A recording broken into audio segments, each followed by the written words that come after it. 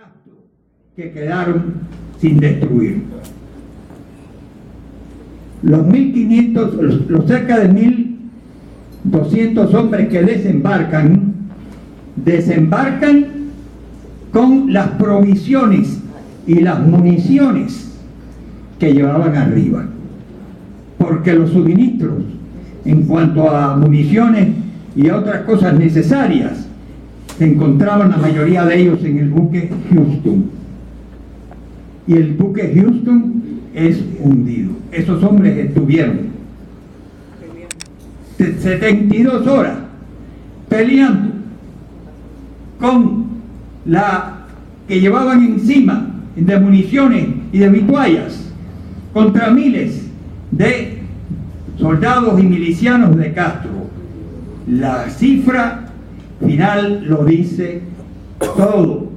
La brigada tuvo 104 bajas, 104, incluyendo en ellos nuestros compañeros que murieron en los campos de entrenamiento de Guatemala, los 9 asesinados en la Rastra, los 10 que murieron en el bote Celia y los 9 fusilados, 5 de la brigada y 4 de los teams de infiltración de la brigada. O sea que nosotros tuvimos 63 bajas en combate contra, y esto no es exageración y se ha demostrado fehacientemente que las fuerzas de Castro tuvieron alrededor de 3.000 bajas por esos 140 hombres que desembarcaron y que pelearon por 3 días. Jorge,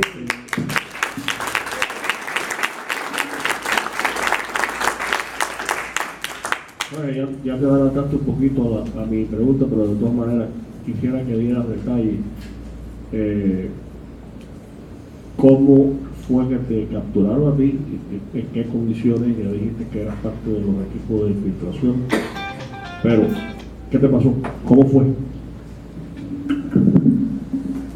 Tuve la satisfacción de pertenecer al primer team de infiltración de la brigada que desembarcó por la zona de Canacil el 14 de febrero de 1961. La misión nuestra era la de unirnos a unas guerrillas que ya estaban, guerrillas del MRR, que se encontraban ya operando en la zona sur de Matanzas, entre las que estaba como capitán Herelio Peña de jefe, el Pichi Catalá de muerte heroica años después como segundo. Nuestra misión era el instruir, ayudar a organizar y entrenar a los hombres que estaban en esa guerrilla, y a su vez pues tratar de conseguir el suministro aéreo a través de los equipos de radiotelegrafía, que yo, aparte de ser el segundo jefe del team de infiltración, era el radiotelegrafista del mismo. El 19 de marzo del año 61, estamos hablando un mes antes del desembarco, nuestro campamento, que estaba ubicado en una zona cerca de Manguito, que eufemísticamente se le llamaba La Montaña, y de montaña solo tenía el nombre, matojos, arboledas, unas cuantas cuevas. Amanecimos ese 19 de marzo rodeados por 1.500 efectivos del ejército rebelde. Ya nuestro campamento había sido delatado, amanecimos rodeados, éramos 29 hombres. Éramos 2 de los teams de infiltración, porque otros 2 habían pasado a otra guerrilla, y los guerrilleros de esa guerrilla, valga la redundancia, casi todos eran muchachos de Jovellano, muchos provenientes precisamente de las filas del ejército rebelde. Amanecimos rodeados por esos 1.500 efectivos. Se estableció el combate. La primera parte de la guerrilla logra romper todos los cercos. Yo decido quedarme para la segunda parte, porque quería destruir los equipos de radiotelegrafía. Después de haber roto algunos cercos y en compañía de 2 de los guerrilleros, atravesamos una explanada y nos confrontamos con un grupo de soldados que venían hacia nosotros. Se estableció el intercambio de disparos y los 2 compañeros míos de la guerrilla cayeron muertos instantáneamente a mi lado con tiros en la cabeza, y yo caí con el pecho atravesado por un balazo de FAL. Y ahí es donde jamás perdí el conocimiento. Intentaron rematarme en 2 ocasiones, una un guardia a clavarme una bayoneta y alguien se interpuso, y la otra que me apuntaron con el FAL, me apuntaron y me dijeron: HP, te voy a rematar. Apretaron el gatillo y el FAL se había encasquillado. Ahí ya fui capturado y ahí ya comenzó otra etapa de mi vida, que no es la que nos motiva a estar aquí, como mi pena de muerte, la suspensión de la pena de muerte 1 hora antes del fusilamiento programado en el campo de tiro de Limonar, y después pues la conmutación a 30 años de prisión, que mi madre celebró como si fuera una fiesta cuando se enteró, por supuesto, porque lo que esperaba era la noticia de mi fusilamiento. Y después mi etapa de presidio, la cual ya se ha expuesto brillantemente por el compañero Ángel de Fana. No tuve tantos años preso, nada más que fueron 18.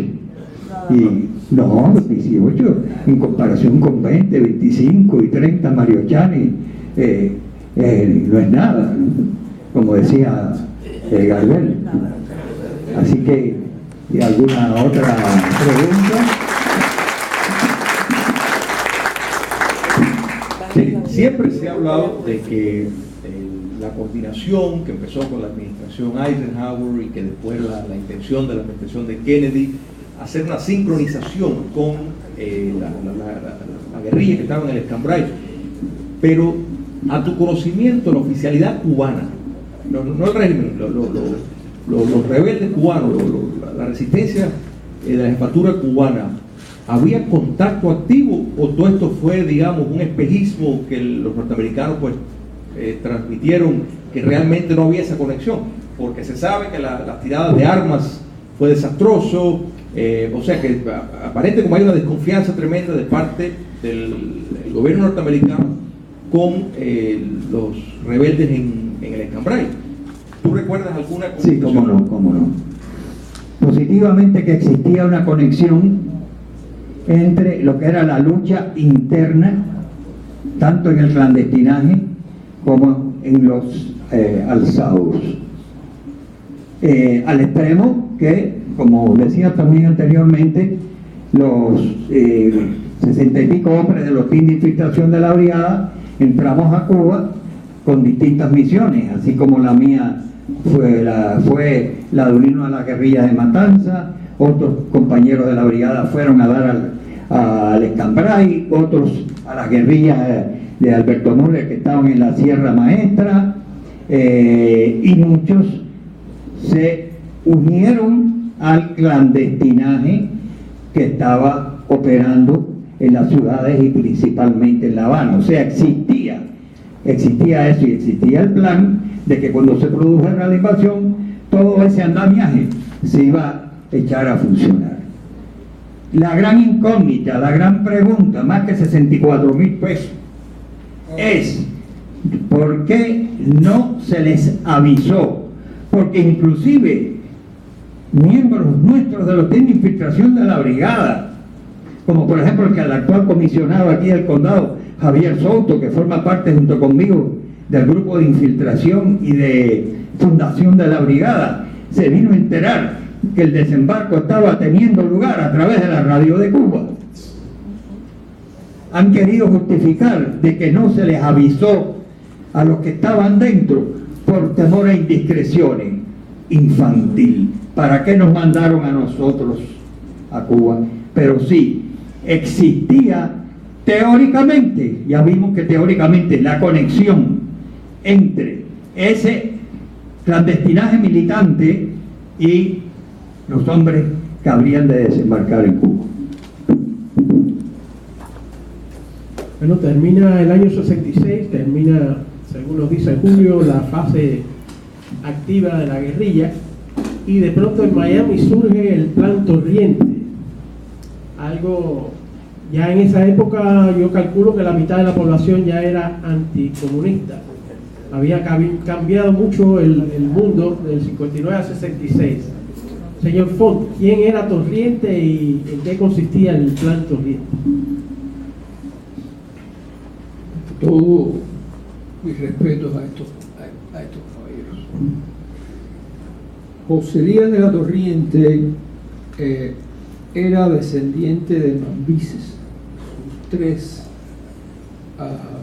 abuelos, tíos abuelos, padres habían sido coroneles, habían luchado, uno de ellos con Maceo, era de la cepa mambisa cubana, y en el caso de él se desarrolla como empresario en Cuba, agrónomo, criador de caballos, presidente de las ferias ganaderas de Cuba, hombre cívico, presidente de los primeros grupos ecologistas para proteger los bosques en Pinar del Río, el hombre que escoge el gobierno de Cuba y el gobierno de los Estados Unidos para coordinar la distribución de la gasolina durante la Segunda Guerra Mundial. O sea, un hombre reconocido de honestidad intachable, que logra llegar al exilio y que logra asumir una posición como vicepresidente de Collins Radio, que era una de las grandes multinacionales de los Estados Unidos, en una época que los Estados Unidos todavía era la potencia de la América. Una persona con esa posición tenía acceso a todos los presidentes del hemisferio, a todos los cuerpos de mando del hemisferio. Al jubilarse a la edad de 66 años, a mitad de 1969, aquí tenemos un gap de unos 2 años, él lanza la idea del Plan para la Liberación de Cuba, que para muchas personas era un misterio porque él verdaderamente no lo explicaba, mantenía el misterio sobre el asunto. Era una respuesta a un momento, un contexto histórico donde podemos decir que la Revolución Cubana se había consolidado, su popularidad a nivel mundial era a nivel de los Beatles, la gran Revolución Cubana, y él inicia un esfuerzo contrapelo de la historia, un momento que históricamente el exilio cubano estaba todavía representativo de muchas personas que vinieron en los primeros años, que habían luchado, como todos estos ejemplos, violentamente o sencillamente habían buscado refugio y habían comenzado sus vidas, pero todavía no perdían la esperanza de un cambio político en Cuba, porque todavía el elemento psicológico de la nación cubana, la dependencia psicológica a los Estados Unidos, no obstante los ejemplos de la Bahía de Cochino, de la crisis de octubre, esa generación todavía seguía la esperanza de que los Estados Unidos lograran un cambio para Cuba. Y Torriente desarrolla una estrategia diferente. Si quieren la explico o tomo la... No, vamos a seguir precisamente con eso, pero un antecedente. Dado el acuerdo entre Estados Unidos y Rusia después de la crisis de octubre, que en efecto prohibía y ha seguido prohibiendo hasta hoy mismo, para que todos lo sepan, que ahora está por escrito desde el 70, ¿qué remota posibilidad? Bueno, primero explica en sí en qué consistía el plan, pero ¿qué remota posibilidad de éxito puede haber tenido eso bajo esas circunstancias? La estrategia era la siguiente. Cuba no solo había consolidado su revolución en la isla, pero ya avanzaba el castrismo a través de la América. Montoneros, Tupamaros, guerrillas por todas partes. Comienzan a surgir los gobiernos militares en la Argentina, en Brasil, en Bolivia, que son los 3 puntos de contacto y de coordinación con José Elías de la Torriente, que se crea un pacto, y Costa Rica también entra en ese grupo, con la esperanza de que se pudiera convencer a los Estados Unidos de que se tenía que terminar con el gobierno de Cuba. Ahí es donde estaba el surrealismo histórico de que eso hubiera podido suceder. Pero había una guerra en las Américas que las fuerzas militares tomaron acción sobre ella, pararon en esa etapa a las guerrillas, y el caso de Cuba, el Plan Torriente, llegó a 2 puntos interesantes. Yo era el asistente, yo fungí como asistente personal. Yo me acababa de recibir, de graduar de la universidad, tenía 21 años y empecé a ayudar. Era el que manejaba la taquigrafía. Una cosa que se hizo en el exilio, que se logra en el exilio, una unidad, en mi opinión, como nunca antes vista ni después vista. Se firmó un acuerdo, un pacto de las vertientes. Firmaron los representantes del Partido Auténtico, o sea, los auténticos, Carlos Prioso Carrasco, firmó Andrés Rivero Agüero, firmó Juanita Castro, firmó la CTC. La Brigada 2506 fue uno de los puntales más importantes en el Plan Torriente. Juan Perullero. El médico Huerta puso $10,000 del fondo del Colegio Médico Cubano en el proceso. O sea, el exilio se unifica políticamente. Hay un gran evento en el estadio de Miami que se llena todo un lado, una manifestación increíble. Y se somete un cuestionario militar a través de la Asociación de Municipios del Exilio, que en aquella época, como ahora, pero en aquella época todavía era mucho más dinámico, mucho más no debo decir importante, más dinámico como asociación. Y yo no tengo la confirmación, pero por otras cosas, 60,000 cubanos llenaron ese cuestionario militar para luchar por la liberación de Cuba. Movilizado el exilio, en junio de 1971, la CIA toma control del Plan Torriente.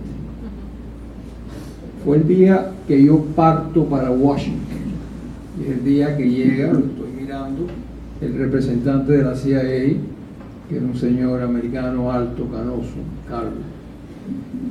Hasta ese momento, los primeros 2 años, proceso de organización fue logrado estrictamente por asociados de José Elías de la Torriente. Eran todos patriotas cubanos. Cuando la CIA toma control, ya yo me salgo, así que no tengo los de... Mi pregunta sería, yo te voy a preguntar los números de efectivos que se ajustaron, pero sigue con lo que está con ese relato. Se apuntaron esas 60.000 personas. Llega la CIA. No sé cuánto, pero sí hubo entrenamientos militares en Brasil. No creo que eso haya sido de gran importancia, numéricamente hablando, sino lo que había era una reserva del exilio listo a dar un paso al frente si las cosas hubieran funcionado. Ahora, ¿qué pasa? Por los próximos 2 años y medio no se hace nada. Y se empieza a desgastar lo que se había logrado acumular, y llega un momento, esta es mi interpretación, analizando muchas cosas, viendo cosas, en mi opinión, de que la Unión Soviética comienza a rehabilitar la base naval de Cienfuegos para dar servicio a los submarinos nucleares, violando el pacto Kennedy-Khrushchev. Ahí la administración de Nixon, que ya está en plena política de coexistencia bajo Kissinger, pacta con la Unión Soviética. Se detiene la rehabilitación de la base naval de Cienfuegos y los Estados Unidos cancelan el Plan Torriente, porque ya los patriotas, los cuadros, como se dice, ya no estaban armando, ya era la CIA la que estaba armando. José Elías de la Torriente dice, ¿cómo que se cancela? Toma un avión, se va al Brasil, se reúne con los militares y los militares le confirman que está cancelado todo. Ahora últimamente han salido muchos documentos sobre esos aspectos. Regresa a los Estados Unidos,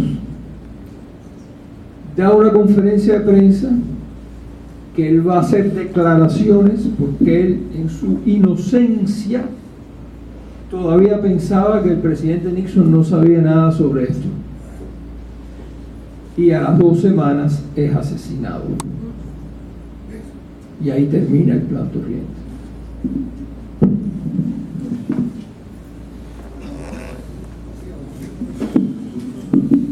Lucas Escalona, el movimiento de derechos humanos. ¿Estaban ustedes conocedores más o menos de todas estas cosas que habían pasado en el exilio, viviendo ustedes en Cuba? ¿Y cómo se rompe esa situación de que ahora es derechos humanos y no rebelión o oposición? Bien, yo no soy el más adecuado para representar al Comité Cubano por los Derechos Humanos. El problema es que, por ejemplo, Ricardo Bofill se enfermó, estuvo muy enfermo, nunca volverá a ser lo que fue. Ricardo Bofill no va a volver a figurar nunca en política. Marta Fraides murió, Rivero Caro murió, Eddie López Castillo murió Reinaldo Bragado, murió Sebastián Arcos, Rafael Samuel no vive aquí, vive en Texas y está enfermo también. En fin, y yo supongo que ustedes no querrán en lugar mío a Oscar Peña, me imagino. Entonces, tienen que conformarse conmigo, yo soy lo único que hay disponible. Entonces, déjenme explicar ante todo quién soy yo. 7 días después de yo nacer, murió en España un periodista de izquierda, Pablo La Torriente Bravo, muy talentoso. No vamos a hablar de su periodismo y su talento, nada más que hay una frase de él. Una imaginación orientada a la violencia. Ese soy yo. Me describió cuando yo tenía 7 días de nacido. Bueno, me describió antes de yo nacer. Yo nunca creí, nunca creí en las soluciones pacíficas para Cuba. Pero había desaparecido ese formidable movimiento de guerrilla que fue el Escambray, que fue algo realmente extraordinario. En un territorio de 5.000 kilómetros cuadrados había 50.000 soldados y milicianos. Datos del Ministerio del Interior, de un libro que se llama Todo es secreto hasta un día. Esos datos no son de la CIA, ni de ningún contrarrevolucionario, opositor o disidente. Ese es el Ministerio del Interior. 50.000 soldados en 5.000 kilómetros cuadrados, son 10 soldados por kilómetro cuadrado. ¿Cómo esa gente pudo sobrevivir tanto tiempo a esa concentración militar? Es algo casi increíble. Pero eso terminó, lo destruyeron. En cuanto al clandestinaje en Cuba, ellos tienen una capacidad represiva increíble. ¿Cuánta gente cayó presa cuando el desembarco de Cabella de Cochino? Miles de personas que no habían hecho, la mayor parte de ellos, absolutamente nada, pero eran personas que suponían ellos que pudieran estar interesados. A los estadios.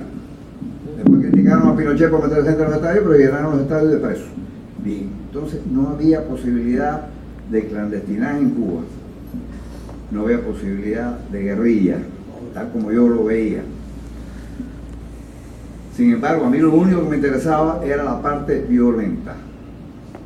Y hay otro detalle. Yo solamente sé hacer dos cosas: escribir e inventar planes terroristas. Vamos a llamar la cosa por su nombre, aunque su nombre sea feo. Los planes que a mí se me ocurren, ustedes probablemente no los conocen porque ustedes, si me conocen a mí algo escrito por mí, es el periodismo. Ustedes no han leído mi novela. Yo no creo que haya nadie aquí que se haya leído una novela mía. Bueno, ahí hay un plan para lanzar un avión cargado de explosivos contra el Palacio de los Congresos cuando sesiona la Asamblea Nacional del Poder Popular, que está ahí Fidel y está toda la plana mayor, y echar abajo el edificio ese. Eso se me ocurrió a mí 5 años antes de que Al Qaeda hiciera algo parecido en la Torre Gemela. O sea, ¿verdad? Yo tengo talento para eso. Entonces, ¿cuál es el sueño mío? Tengo talento para idear acciones violentas, pero yo no soy un líder. Yo no tengo capacidad de liderato ni interés en ello tampoco. Hace falta un líder, hace falta dinero, eso es muy importante. Alguien con capacidad de liderato y con capacidad de buscar fondos. Y en Cuba eso es imposible, entonces tiene que ser aquí. Había una consigna muy linda lanzada aquí, no me acuerdo por quién: la guerra por los caminos del mundo. Exactamente eso es lo que yo hubiera querido hacer, guerra por los caminos del mundo. Pero los caminos del mundo no son la I-95 ni la Yugoslávia. Los caminos del mundo están fuera de los Estados Unidos. Fuera de los Estados Unidos. Yo no quiero alianza con la CIA. ¿Por qué? No porque la CIA sea. El problema es que la CIA es muy fuerte. Y los fuertes siempre se inclinan a dominar a los débiles. Es parte de la naturaleza humana. Entonces, si yo establezco una alianza con la CIA me va a querer manejar, como es natural. Como haría yo si estuviera en lugar de ellos. Tampoco quiero tener nada que ver con el FBI. El FBI es una organización policial muy eficaz, con muchos recursos, con mucha experiencia, prácticamente imposible de comprar. Entonces, la cosa tiene que ser fuera de aquí. ¿Qué es lo que yo imaginaba? Una organización